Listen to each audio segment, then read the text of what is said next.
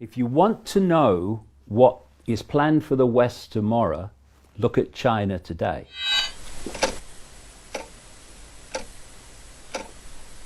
إننا نتجه صوب حكم عالمي استبدادي عسكري بالكامل تديره طغمة قليلة تملك السلطة المطلقة وبيدها سن جميع القوانين. إذا نجحوا في ذلك فلن يكون هناك من ملاذ ولا ملجأ للاختباء. فكروا في هذا. راقبت هذا النوع من العالم الذي وفرته لنا الطغمة المسيطرة، وكان علي أن أسأل ما هو نوع العالم الذي سنعيش فيه لو قيضت لهم السيطرة الكاملة والمطلقة على كل فرد منا على وجه المعمورة. في هذا النظام العالمي الجديد الذي يسعون إليه ستؤول السيطرة الكاملة فيه لطغمة قليلة من الناس على حياة جميع البشر من خلال نظام من المراقبة المتطفلة، اضطهاد عنيف من التفرقة الطبقية وعبودية الديون. تخيل وجود جزر صغيرة من الرخاء والازدهار يحيط بها بحر من الشقاء، حيث ستكون مهمات القوى العسكرية حماية الميسورين من المعوزين. تكون لدي الاعتقاد بأن غايتهم القصوى هي بالفعل مشؤومة، ولن يقف شيء في طريقهم لمتابعة تنفيذ خطتهم.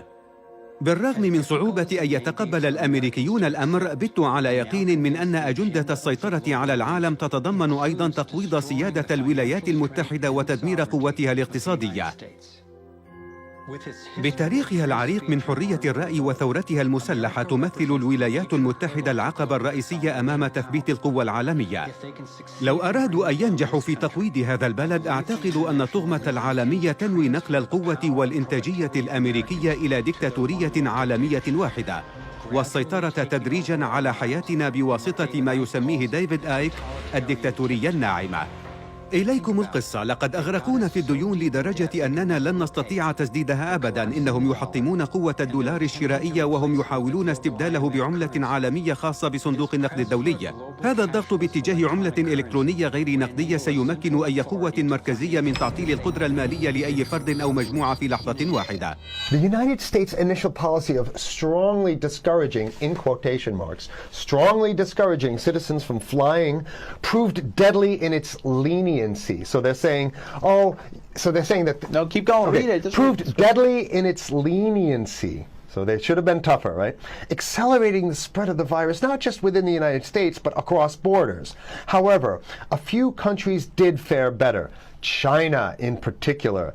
The Chinese government's quick imposition and enforcement of mandatory quarantine for all citizens, as well as its instant and near hermetic sealing off of all borders, saved millions of lives, stopping the spread of virus far earlier than in other countries. So the message here is we have to look towards the Chinese, the oppressive totalitarian Chinese regime as an example of what we need to be doing here. And of course, the ruling class here loves the Chinese regime because they have demonstrated to the ruling class the most efficient form of capitalism, which is authoritarian capitalism. Now when you walk into, and you're starting to see the emergence of the 5G world in China. So you walk into a restaurant after you've ordered your food and a camera picks you up and you say, hey, David, welcome, here's your food, right? So, and for every person by 2022, there's going to be, there's two cameras for every person. There's two people for every camera in China by 2022. They have 1 billion right now on surveillance. Right. 1 billion cameras in China right now. With artificial intelligence for facial recognition, right? So all of this is getting built right now in China. And who's helping them do it? Microsoft, Google, right? All of these companies that want to deploy this world into our country. They said China imposed draconian measures and was then praised for doing so, but the West lagged behind because of this thing called freedom and democracy, and but eventually the West caught up and became also draconian. So people that don't know, what is this technology in China? Explain how it works and how they track people and how it's become surprisingly even more draconian than it was, because I don't think a lot of people know this. Well, I've been saying for decades, if you want to know what is planned for the West tomorrow, look at China today.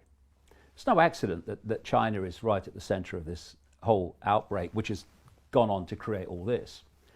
This is how it works in China. They have millions of face recognition cameras in their cities, gathering in number all the time. And so as you're walking down the street, you are able to be tracked and identified literally in minutes. There have been documentaries that have put someone on the street, and the technology has been challenged to track them and find them. It's taken minutes, gotcha. And so what they're doing, and remember, this is what's planned for the West, and this is why the crazies and the psychopaths in Silicon Valley are so close to China, if the truth be told. You are so tracked in detail in China that they know everything you do all the time, and AI is logging your behavior. And they have something called the social credit system. And when you act in ways that are acceptable to the state, you get credits, social credits. When you act in ways that the state doesn't want you to behave, you get credits taken away. And when you fall below a certain level, consequences kick in. How many people know that millions of Chinese people have been banned from flying? Millions of Chinese people have been banned from going on trains because their social credit score has fallen below the acceptable level. And this is what is possible once you have AI able to track you in detail, minute by minute, in real time, which is what they have in China. What is China? It's a technocracy. That's what it is. And if you look at China today, that's supposed to be the world tomorrow. Because this economic, viral, whatever you want to call it, war, for want of a term, China's meant to win it.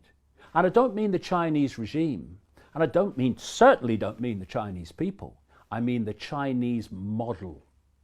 The Chinese structure of society and its authoritarian imposition and AI technocracy, minute by minute, real-time tracking of the population, that is exactly what I've been describing is planned for the world for 30 years. The Chinese government collect an immense amount of data about their citizens, and they're using it in novel ways to tackle the coronavirus. Every time Wu Ming and I want to leave the apartment complex, she's got to scan her face, and those images, as well as the images from all the CCTV cameras in China, of which there are about 200 million, are fed into a central database and then analysed using machine learning. So it means basically if you're in sight of a camera, with about 5 on this crossroads, then it's likely that the Chinese government have analysed your face and know where you are. Another big source of data is the WeChat app. You might have heard of it.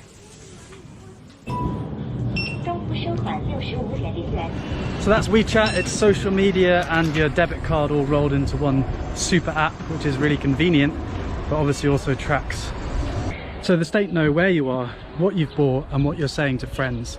That's just the status quo, and the Chinese people generally know about this. The images you see are actually from the state media. But they're using this data to try the highest tech epidemic control ever attempted. So if you get ill in China and you go to a hospital, the hospital will register with the authorities, and the authorities will pull your name down from this big database. And they have an algorithm that will be able to tell you all the different places that you've been in the last 14 days and all the people that you might have been in contact with. So the bread that you bought with the WeChat app, every single citizen has a code, red, amber or green. I guess you are yellow. Why? Why? Because you come to Shanghai, not have 14 days. I'm a green. Some city, only green, you can drive car on the road. If you the other colors, you can't drive on the. الرجال في السجن، إذا بقي النساء في البيت يأتي الصينيين ويسكن في هذا البيت ويعمل ما يشاء. Xinjiang is the province where the US says China has detained up to 2 million people, nearly all Muslims, in camps over the last few years. هي المقاطعة التي جعلتها الصين مخبرا لنشر تقنيات التعرف على الوجوه. في كل شارع، في كل مسجد تجد كاميرات المراقبة، فهي تعتقل الذكور والإناث ومن جميع الطبقات الاجتماعية. مطالبين أيضا أن يعلنوا حبهم للرئيس وللحزب الشيوعي.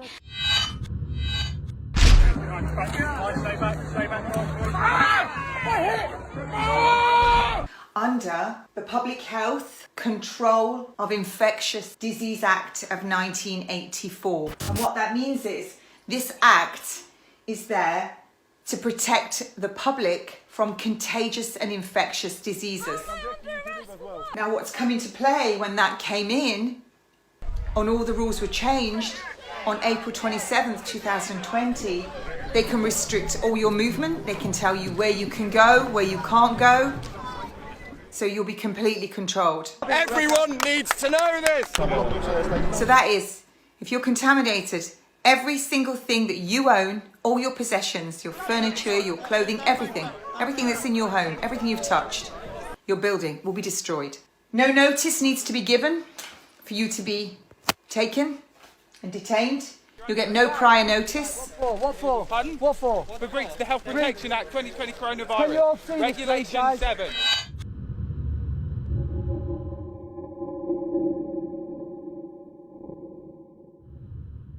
The police have got incredible powers here.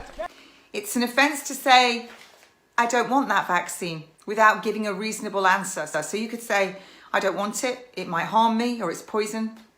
But that might be deemed unreasonable. Vaccination is not necessary. Move back. VST Enterprises Limited, or VST, the UK-based cybersecurity firm, have developed a digital health passport and platform, V-Health Passport, from their revolutionary V-Code and V-Platform technology. They're calling it V-Health. A key worker can present their assigned V-Code, that's a number, you're going to be assigned a number, that's your V-Code, using their smartphone, fob or lanyard printout, which can be scanned outside of the 2-metre safe distancing zone.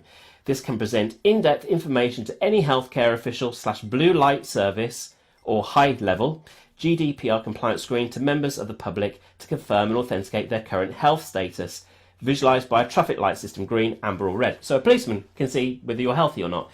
A fireman can see whether you're healthy or not. Other uses of the V-Health Passport are private companies, airlines, hotel chains and sports and leisure organisations that need a return to work passport for their employees and guests. So you see the language, you need a return to work passport for your employees. But here it says guests as well. When I go to a bar and I buy a drink, because this is their technology is about having is about living in a cashless society. So their V platform and V code are about buying things, and they're attaching the health passport application to that.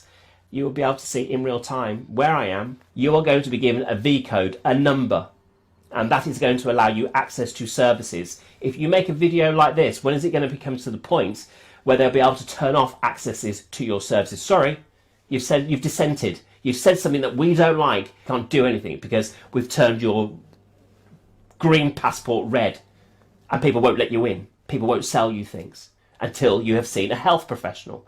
This is fascism. And so they'll be able to see in real time what you're buying, where you are, what you're doing. This is privacy.